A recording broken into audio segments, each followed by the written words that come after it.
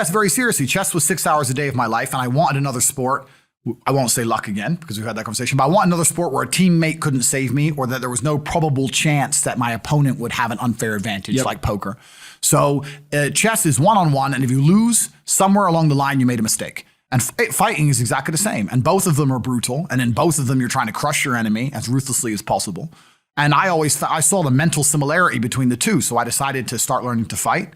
I started when I was around 16 and I became world champion at 23. But it's all I did. 16. All right. So you start at 16. Yep. And when you decided to do this, I know very little about kickboxing, Yep. but my guess is that that's not something that you're just like naturally good at, right? I think you can have, there's certainly some talent level. You can be naturally good at it. Fighting, very much like chess, is also a thinking man's sport. Mm-hmm. I've had 87 fights. My nose has never been broken, right? Mm-hmm. You see the fighters that look like fighters. They're not as good as the fighters that don't look like fighters. Those are the ones you got to worry about, right? So it's certainly a thinking man's sport. It's certainly tactics. It's certainly, fighting's very simple. Fighting's like tag. If you were to play tag in slow motion, it's extremely simple. It's easy, but it's hard because things are happening quickly, right? Mm-hmm. That's all fighting is. It's not complicated movements.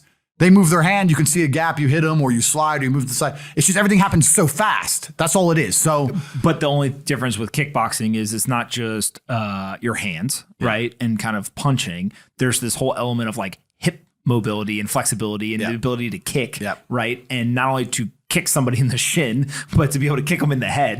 Kick them in the head. Like there's an added level of complexity when you go from boxing to something that looks more like a UFC or a kickboxing. Yeah, in some ways, yes, there's an added level of complexity, but also in other ways, there's an added level of simplicity. Because because in boxing, you have less weapons.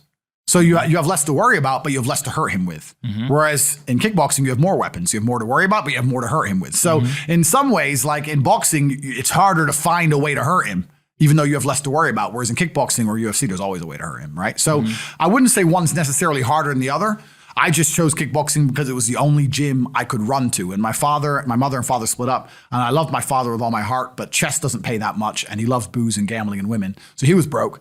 When we were in England with my mother, the British social system gives you a government housing. So we were on welfare effectively.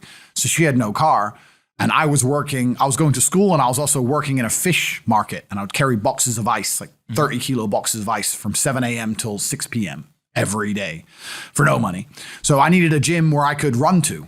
I couldn't, there's no other way for me to get there. It was before Uber. I couldn't afford taxis. So the nearest gym I could run to was a kickboxing gym and not a boxing gym. And that's kind of how I ended up kickboxing. My coach was a Bosnian special forces guy, and he was there, and that's it. So when you walk in at 16, do you want to like go compete competitively? Do you just want to like learn how to fight? What's the thought process? I was just perpetually bored.